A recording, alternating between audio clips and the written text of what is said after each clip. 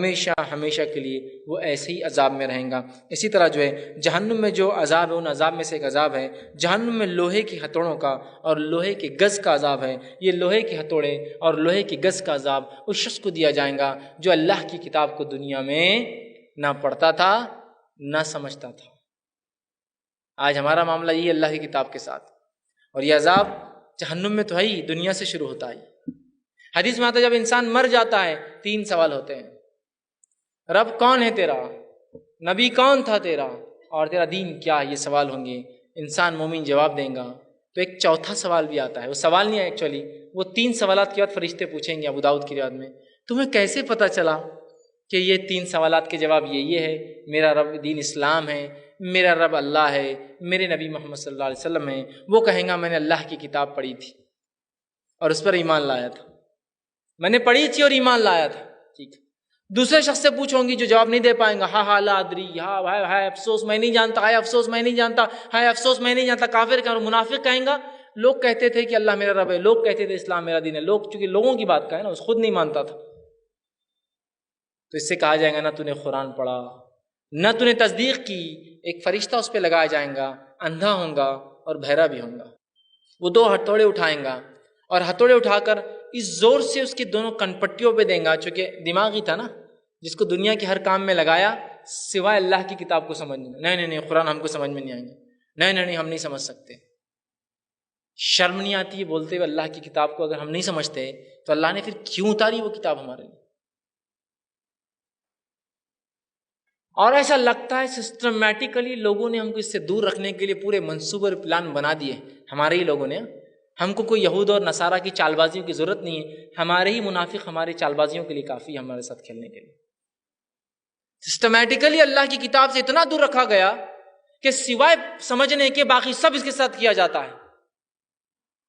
جھگڑا ہو تو قسم کے لیے لایا جا رہا ہے، بیمار ہو تو پڑھ کر پھونکا جا رہا ہے، کورٹ کے اندر اسے اٹھایا جا رہا ہے، اور سب کچھ کیا جا رہا ہے سوائے اس سے یہ فائدہ اٹھائے کہ اس کو سمجھے، باقی سارے فائدے اٹھائے جا رہے ہیں۔ تو سمجھ لیں گے تو پول کھل جائیں گی۔ میں ایک مثال دوں آپ کو اس بات کی، سنیے میری مثال۔ نبی اکرم صلی اللہ علیہ وسلم کے زمانے کے کفار ہے، اللہ کی کتاب پڑھی جاتی ہے سیدھے عقلوں میں جاتی ہے، سننا نہیں چاہتے ہیں، شور مچاتے ہیں، گل کرتے ہیں، چیختے اور چلاتے ہیں۔ تو بات سنے آ رہی ہے، سمجھ میں آ رہی ہے، چیخ اور چلاؤ۔ تو یہاں رسول اکرم صلی اللہ علیہ وسلم رات کی نمازیں پڑھ رہے ہیں کعبے کے اندر، یہ چیختے تھے چلاتے تھے کہ یہ کیا ہو رہا ہے، اس لیے کہ ان کو سیدھے سمجھ میں آتا تھا۔ عمر ابن خطاب کہتے ہیں ایمان لانے سے پہلے میں ایک مرتبہ صبح ہو گئی، اور جب صبح ہوئی تو میں ایک طرف اور ابو جہل دوسری طرف، ہم دونوں قرآن سن رہے تھے، سیدھے سمجھ میں آتا، ڈائریکٹ جا رہا تھا اندر۔ دونوں اٹھے اور کہا کل سے نہیں آئیں گے، یہ غلط ہے۔ پھر وہ کہتے یہ کہنے کی بات بھی، وہ بھی کئی بار آیا اور میں بھی کئی بار، اور دونوں صبح پکڑے گئے۔ صبح تک مطلب اتنے گل سننے میں کہ تو اللہ کلام سیدھے سمجھ میں آ رہا ہے کہ صبح ہو گئی تو پھر وعدہ کیا نہیں کل سے نہیں آئیں گے سننے، اور کئی مشرکین رات میں آ کر قرآن سنتے تھے چونکہ سیدھے سمجھ میں آتا تھا۔ اور باقی کیا کرتے تھے؟ شور مچاؤ، گل کرو، چلاؤ، ناچنے والیوں کو لا کر کھڑے کرو تاکہ یہ لوگ جا کے سنیں نہ اور محمد صلی اللہ علیہ وسلم بات نہ مانے۔ آج ہمارا حال کیا ہے دیکھیے، مثال دے رہا ہوں صرف سمجھنے کے لیے، کسی پہ الزام نہیں، کسی پہ الزام نہیں سوائے اپنی نفس کے۔ ہم نے ہی نہیں کیا کچھ، دوسرے جواب دیں گے ان کے اعمال کا، مجھے اپنا دینا ہے نا۔ آج اگر یہ ہو کہ اللہ کے کلام کو پڑھنا ہے، مسجد میں ہو، گھر پر ہو، محلے میں ہو، کوئی اختلاف ہوگا؟ کوئی اختلاف ہوگا؟ بالکل نہیں، پڑھنا ہے نا۔ ہلو پڑھا جائے یا تیز پڑھا جائے، کوئی اختلاف ہوگا؟ دھیرے سے قرأت کی جائے، تیز کیا جائے، کوئی مسئلہ نہیں۔ آپ تیز پڑھی، ہم لوگ سنتے پیچھے روانی میں، ہم بھی اپنا کر لیں، کوئی اختلاف نہیں ہوگا۔ نہ مسجد میں ہوگا، نہ گھر پر ہوگا، نہ کہیں ہوگا، نہیں ہوگا، اختلاف نہیں ہے۔ کہیں بھی پڑھا جائے، کیسے بھی پڑھا جائے، کوئی اختلاف نہیں۔ اب معاملہ آ رہا ہے قرآن کو سمجھنے کا، اسی دن جھگڑا چالو ہو جائے گا۔ یہ یہاں نہیں ہو سکتا درس قرآن، یہ بات اپنے کو یہاں چلنے والی نہیں، اس بات کو یہاں نہیں کیا جا سکتا، اس لیے کہ مشرکین کو سیدھے سنے آتا تھا، اس لیے چلاتے تھے۔ ہم کو جب سمجھنے کی بات آ رہی تو ہم بھی ویسے چلاتے ہیں۔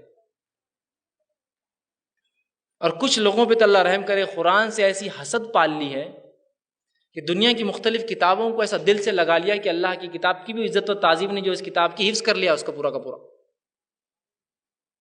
اللہ کی کتاب کی ایک بات بولو تو نظر نیچے، ہاں بس اللہ نے فرمایا، اور کچھ بھی بول دو عربی میں تو نیچے منہ کر کے کھڑے رہیں گے، چاہے دوبارہ بات کرے بھی تو منہ نیچے رہتا ان کا۔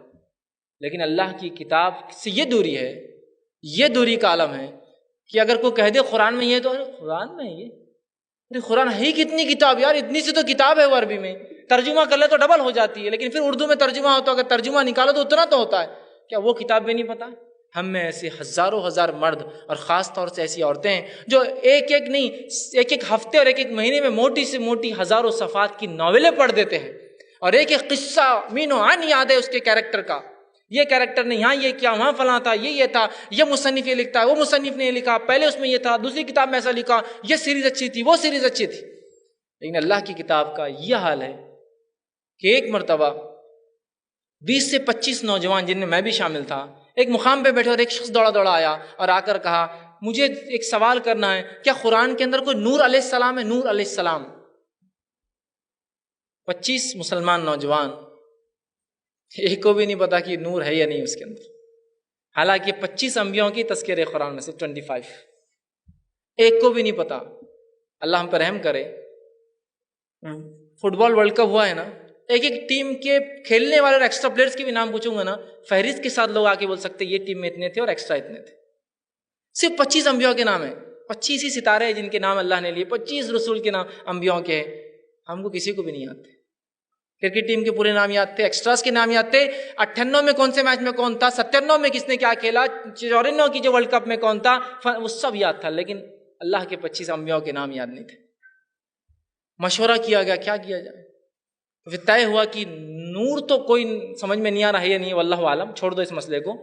نوح بول کر ایک نام آتا ہے، اتنا سنے ہوئے ہے کہ 950 سال کچھ تو بھی دعوت واتا کام کیے، اور ان کا نام نوح تھا، لیکن نور کے بارے میں واللہ عالم، شور نہیں تھے کہ ہے یا نہیں۔ یہ اللہ کی کتاب سے دوری کا حال ہے، یہ اللہ کی کتاب سے، یہ اللہ کی کتاب سے دوری والوں کی سزا ہے۔ کن پٹی پہ دیں گا، یہی تھا نا مرکز، میں تو ایک جٹ آدمی ہوں، جاہل آدمی ہوں۔ ارے تو جٹ اور جاہل بولتا ہے اپنے آپ کو، تو سوفیسٹیکیٹڈ سے سوفیسٹیکیٹڈ گاڑیوں کے انجن کھول کر بناتا ہے، اللہ تجھ سے سوال نہیں کرے گا تو نے دنیا کی گاڑیوں مہارت حاصل کی جو کہ بہت جٹل اور مشکل تھی، لیکن میرے کلام کو سیکھنے کو کبھی محنت نہیں کی، استاد نہیں پکڑا تو نے جا کر، تو نے سب کچھ کیا، دنیا کی ہر چیز میں مہارت حاصل کی، تو نے کبھی کوئی استاد نہیں پکڑا میری کتاب کو سیکھنے، میرے دین کو سمجھنے کے لیے۔ نہیں نہیں نہیں نہیں نہیں نہیں، قرآن کو سمجھنے کو 14 علوم لگتے، 15 لگتے، 50 لگتے، میں ان پورے علوم کو تسلیم کرتا ہوں۔ ہاں، قرآن کی تفسیر کو اتنے علوم لگتے ہیں، قرآن کو سمجھنے کو نہیں۔ میں تفسیر کی بات نہیں کر رہا ہوں، پڑھنے کی بات کر رہا ہوں صرف کتاب کو۔ وہ مفسر جس کو 40 50 100 200 علوم تھے، اس نے اس کا ترجمہ کیا، میں ترجمہ پڑھنے کی بات کر رہا ہوں بھائی میرے، تفسیر کرنے کی بات نہیں کر رہا ہوں۔ تو ترجمہ پڑھنے پہ بھی جھگڑا ہے، ارے جس کا چاہو پڑھو، پڑھو اللہ کی کتاب کو۔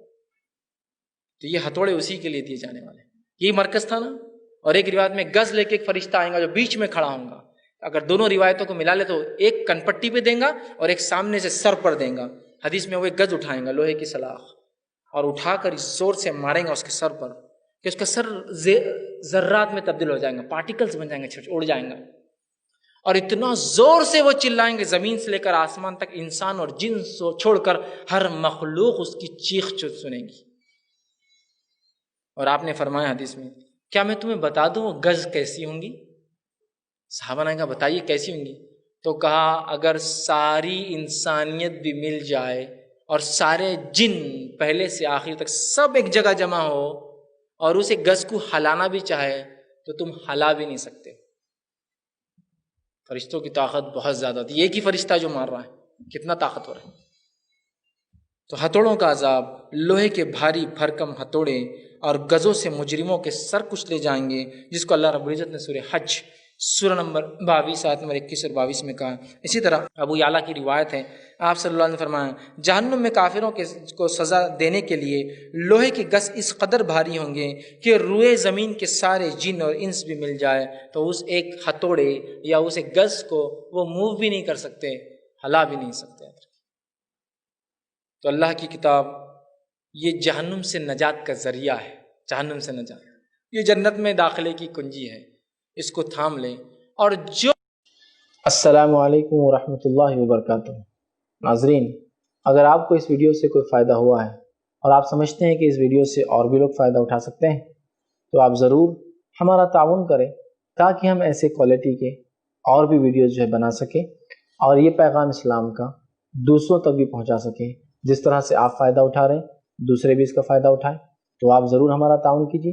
آپ اپنا تعاون ہمارے بینک اکاؤنٹس یا ویسٹرن یونین کے ذریعے جو ہے ہم تک بھیج سکتے ہیں، جس کی تفصیلات انشاءاللہ عزیز آپ کو اسی ویڈیو میں ملیں گی۔ اس بات کا آپ خاص خیال رکھیں کہ کوئی رقم چھوٹی نہیں ہوتی، ضرور بھی ضرور آپ نہ تعاون کریں۔ آپ ہمیں زکوٰۃ اور صدقات کے ذریعے تعاون کر سکتے ہیں، اور آپ کوشش کریں کہ آپ اپنی زکوٰۃ اور صدقات ہم تک پہنچائیں، بالخصوص رمضان کے مہینے میں آپ ہمیں یاد رکھیں تاکہ اس دعوت و تبلیغ کے کام میں آپ کا بھی تعاون لگے۔ السلام علیکم ورحمۃ اللہ وبرکاتہ۔